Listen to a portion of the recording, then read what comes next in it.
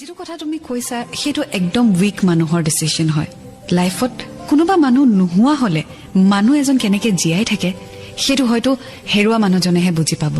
so don't talk like a coward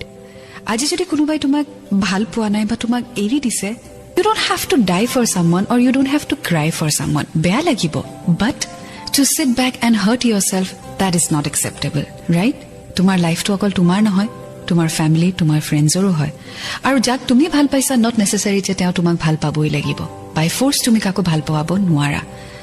তোমাৰ লগত খেলাটো কাৰো অধিকাৰ নাই but তুমি নিজকে হাৰ্ট কৰাটো তোমাৰ অধিকাৰ নাই so cheer up this is just a beginning আৰু প্ৰত্যেকটো ৰিলেশনশিপৰ পৰা কিবা নহয় কিবা আমি শিকো হেতু মই আগতেও কৈছো so তুমিও শিকিলা কিবা এটা right